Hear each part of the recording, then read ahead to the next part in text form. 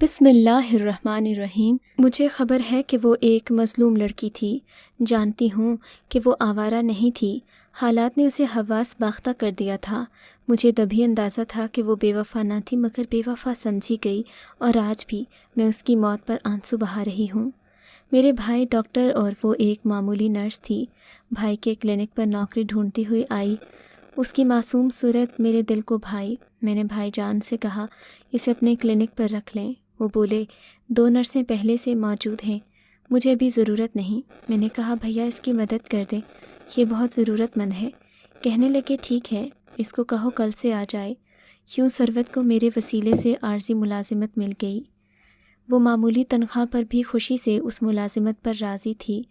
اس کے متفکر چہرے سے ایک مفلس لڑکی کی مجبوریاں جھانکتی نظر آتی تھیں۔ وہ شاید اس قدر بے بس ہو چکی تھی کہ اگر اس کو پیش کردہ تنخواہ سے بھی کم تنخواہ دی جاتی تو وہ انکار نہ کرتی۔ اب وہ اکثر ہمارے گھر آنے لگی، کبھی بھابھی کو ڈرپ لگانے، کبھی چھوٹے موٹے مسئلوں میں ہم کو اس کی ضرورت پڑ جاتی۔ اس کا میرے ساتھ رویہ خاصا دوستانہ تھا۔ اب مجھے صحیح طور پر معلوم ہوا کہ وہ واقعی کس قدر ضرورت مند ہے۔ اس کے 5 چھوٹے بہن بھائی تھے جن میں سے کوئی بھی کمانے کے قابل نہیں تھا۔ ماں مر چکی تھی، وہ تنہا گھر کا سہارا تھی، لیکن بے روزگاری نے اس کے گھر میں فاقوں تک کی نوبت پہنچا دی۔ اس نے جس شخص کے سامنے بھی مدد کی درخواست کی، وہ جھٹ اس کا دوست بن گیا اور اس کے ساتھ نوکری دلوانے کے بہانے گھوما پھرا، لیکن نوکری اس کو پھر بھی نہ ملی۔ یوں 1 سال کی بے روزگاری کے دوران کئی چہرے شناسا بن گئے۔ اس کے ساتھ دوستی کے دعوے کرتے کرتے اب راتیں بسر کرنے کے الزامات تک پہنچ گئے، لیکن مجھے یقین تھا کہ بات اس قدر آگے نہ بڑھتی تھی۔ یہ سب افسانہ ترازیاں تھیں۔ مجھے اپنے یہاں کے مردوں کی اس فطرت کا بخوبی علم تھا کہ چند قدم ساتھ چلتے ہیں تو کہتے ہیں کہ ہم نے ساری منزلیں طے کر لی ہیں۔ میں نے ثروت کے حالات میں دلچسپی لینا شروع کر دی۔ جب موقع ملتا بھابھی اور بھائی کو اس کی قسم پرسی بتا کر ان کے دلوں میں بھی اس کے لیے جگہ پیدا کرنے کی صحیح کرتی تاکہ اسے ملازمت پر رہنے دیا جائے۔ اگرچہ اس کو ناکافی تنخواہ مل رہی تھی، لیکن اس کی خوش قسمتی کہ ایک نرس نے شادی ہونے کے فوراً بعد نوکری چھوڑ دی تو اس کی جگہ ثروت فٹ ہو گئی۔ اس کے حالات سے واقف ہو جانے کے بعد ایک میں ہی نہیں، میرے گھر کے سارے افراد اس کے ساتھ ہمدردانہ رویہ رکھتے تھے۔ سبھی کو اس سے محبت ہو گئی۔ بھائی نے اس کے والد کو ہسپتال میں داخل کروا دیا اور اس کے چھوٹے بہن بھائیوں کو اسکول میں داخلہ دلوا دیا۔ اس کی تنخواہ میں خاطر خواہ اضافہ ہوا۔ وہ مجھے سچا دوست اور غمگسار سمجھنے لگی۔ مجھے بھی اس سے محبت ہو گئی تھی۔ اب اس کو دیکھے بنا چین نہ پڑتا۔ شام کی ڈیوٹی سے فارغ ہو کر سیدھی میرے پاس آتی، پھر ہم گھر کے قریب باغ کی سیر کو نکل جاتے۔ وہ بے تکلفی سے باتیں کرتی چلی جاتی۔ وہ بلا شبہ مخلص تھی، سچی تھی، ریاکاری سے دور تھی۔ ایسے سادہ معصوم دل لوگ دنیا میں کم ہی ہوں گے۔ اب وہ واقعی مجھے اس سے اس قدر الفت ہو گئی تھی کہ اس کے بغیر جینے کا تصور بھی نہیں کر سکتی تھی۔ وہ اگر کلینک سے کسی دن گھر چلی جاتی تو میں اپنی ملازمہ کو اس کے گھر بھیج کر بلوا دیتی۔ ثروت کا گھر ہماری رہائش سے زیادہ دور نہیں تھا۔ وہ اپنے ایک رشتہ دار کے کوارٹر میں رہتی تھی جو اس کی مرحومہ خالہ کے بیٹے کا تھا۔ اس کی ماں بوڑھی تھی، وہ اکثر ڈیوٹی کے سلسلے میں گھر سے باہر ہوتا، تبھی اس نے اس بے گھر کنبے کو رہنے کے لیے کوارٹر دے دیا تھا تاکہ اس کی بوڑھی ماں اکیلی نہ رہے۔ اس ادھیڑ عمر شخص جس کا نام سراج تھا کی بیوی مر چکی تھی۔ وہ بے اولاد تھا۔ اپنی تنخواہ سے کچھ مدد ثروت کے والد کی کر دیا کرتا تھا۔ اب گھر میں میری شادی کی باتیں ہونے لگیں۔ احسن میرا تایا زاد تھا۔ وہ کچھ بگڑا ہوا لاڈلا لڑکا تھا۔ 10ویں کے بعد تعلیم کو خیر آباد کہہ دیا اور یاری دوستی میں پڑ گیا۔ ہماری ذمہ داری تھی، لہٰذا لڑکا اچھا ہو یا برا شادی اپنوں میں ہی کرتے تھے۔ والدین کو معلوم نہ تھا کہ احسن پڑھ کر نہ دے گا، لیکن ہمارے والدین کا یہی نظریہ تھا کہ زمین کافی ہے، نوکری نہیں کرنی، پھر کس بات کی فکر ہے۔ لڑکا 10ویں کر لے تو بھی زمین ہی کی دیکھ بھال کرنی ہے۔ گھر کا لڑکا، گھر کی لڑکی، پھر در در جھانکنے کی کیا ضرورت ہے۔ تبھی وہ غیروں کے رشتوں کو ٹھکرا دیا کرتے، چاہے یہ لڑکے تعلیم یافتہ، قابل و لائق کیوں نہ ہوتے۔ احسن ہمارے گھر آیا تو ثروت میرے پاس بیٹھی تھی، وہ بھی ہمارے پاس بیٹھ گیا۔ مجھے اچھا نہ لگا مگر اس نے پرواہ نہ کی۔ ثروت جانے کو ہوئی تو میں نے کہا، ثروت کیا تم اکیلی جاؤ گی؟ مغرب ہو چکی ہے، ٹھہرو، میں تم کو ملازمہ کے ساتھ گھر بھیج دیتی ہوں۔ وہ بولی میں چلی جاؤں گی۔ ملازمہ کچن میں رات کا کھانا بنا رہی تھی۔ احسن بولا میں چھوڑ آتا ہوں۔ ثروت نے لاکھ منع کیا، وہ اس کے ساتھ چل دیا۔ تب میں نے بھی کہا کہ اگر احسن چھوڑنے جا رہا ہے تو ٹھیک ہے، منع کیوں کر رہی ہو؟ وہ بیچاری میرے کہنے سے چپ ہو گئی۔ پھر تو احسن نے یہ معمول بنا لیا کہ جب ثروت آ بیٹھتی وہ بھی آ جاتا۔ ہمارے گھر آس پاس تھے، درمیان میں دیوار تھی جس میں آنے جانے کے لیے دروازہ رکھ دیا گیا تھا، لہٰذا احسن صاحب جب چاہتے بنا روک ٹوک ہمارے یہاں آ جا سکتے تھے۔ ثروت نے محسوس کر لیا کہ احسن اب اسی وقت آتا ہے جب وہ آتی ہے۔ مجھے لگتا وہ اسی کے لیے آتا ہے۔ وہ ثروت میں دلچسپی لینے لگا۔ مجھے تو وہ پہلے سے پسند نہ تھا، نہ میں اس سے شادی کرنا چاہتی تھی، مگر یہ بزرگوں کی ضد تھی، بلکہ تائی کی چاہت تھی کہ مجھے بہو دیکھنا چاہتی تھیں۔ میں جانتی تھی کہ ان کا بیٹا طوطا چشم ہے۔ ثروت میری وجہ سے چپ رہتی اور احسن کی موجودگی کو برداشت کرتی۔ جوں جوں دن گزرتے جا رہے تھے، احسن کا جھکاؤ ثروت کی طرف بڑھتا جا رہا تھا اور مجھے احسن سے گلو خلاصی چاہیے تھی۔ اس کے وجود کو برداشت کرنا میرے لیے مشکل تھا۔ میرے ذہن میں ایک انوکھی سوچ نے جنم لیا۔ سوچا اگر ثروت کو احسن کے ساتھ شادی کرنے پر راضی کر لوں تو یقیناً میری جان اس سے چھوٹ سکتی ہے۔ ایک روز ثروت نے کہا کہ تم اپنے تیازات کو منع کرو کہ جب میں کلینک پر ہوتی ہوں یہ وہاں آ جاتا ہے، بہانے بہانے باتیں کرتا ہے، بھائی جان نے دیکھ لیا تو کیا سوچیں گے؟ میں نے کہا تم خود منع کیوں نہیں کرتی؟ بولی کہ کئی بار منع کیا ہے لیکن اس پر اثر ہی نہیں ہوتا۔ صاف کہتا ہے کہ تم پر فدا ہوں، تمہیں دیکھے بغیر چین نہیں ملتا۔ اب تو عین چھٹی کے ٹائم آ جاتا ہے، گاڑی کلینک سے کچھ دور کھڑی کر دیتا ہے اور جب میں باہر نکلتی ہوں کہتا ہے آؤ گاڑی میں تم کو گھر چھوڑ دوں۔ میں نے کہا ثروت اگر میرا کزن تمہیں پسند کرنے لگا ہے تو یہ اچھی بات ہے، اس میں حرج ہی کیا ہے؟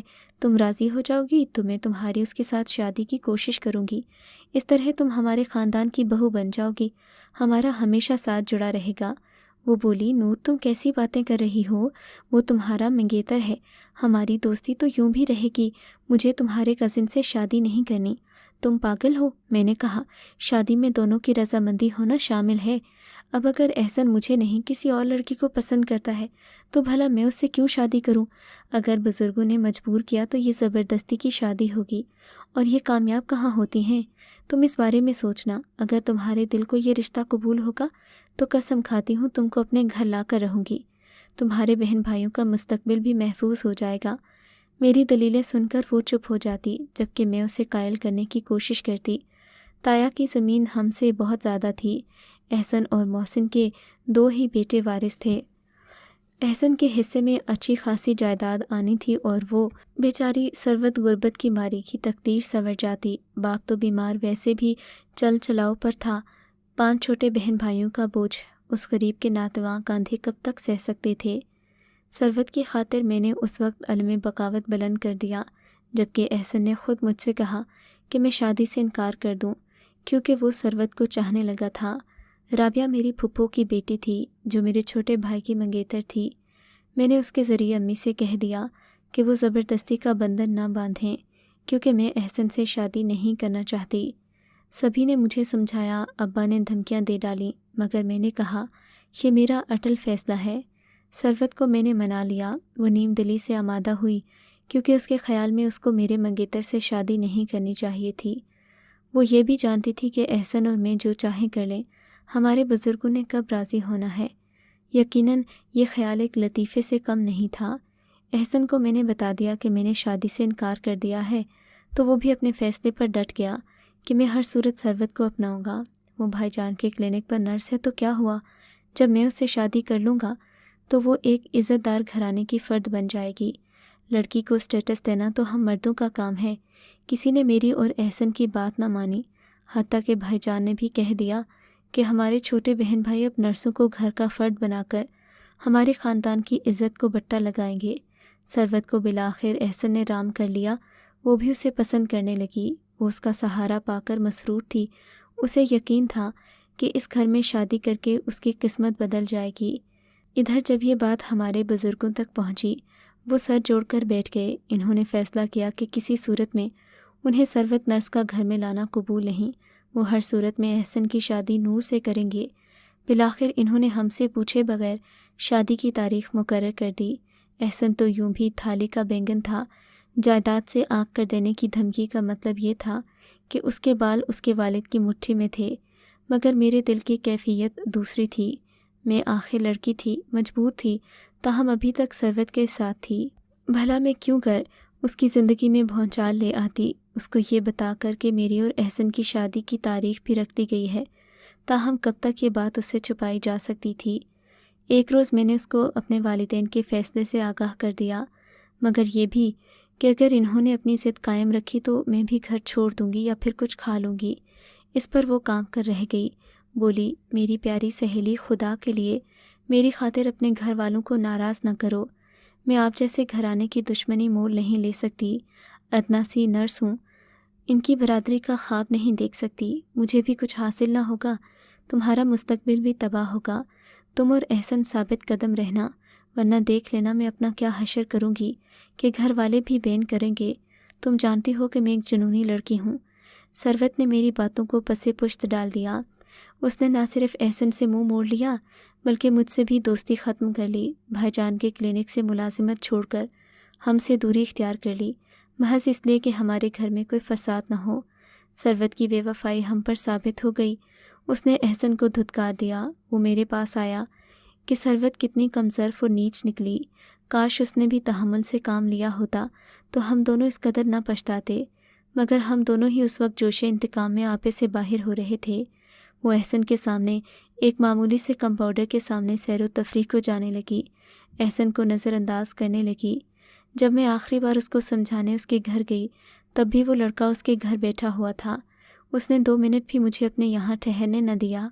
اس روز میں نے غیر شخص اور ملازمہ کے سامنے اپنی اتنی بے عزتی محسوس کر کے وہیں دہلیز پر قسم کھا لی کہ جب تک ثروت سے اپنی توہین کا انتقام نہ لے لوں چین سے نہ بیٹھوں گی۔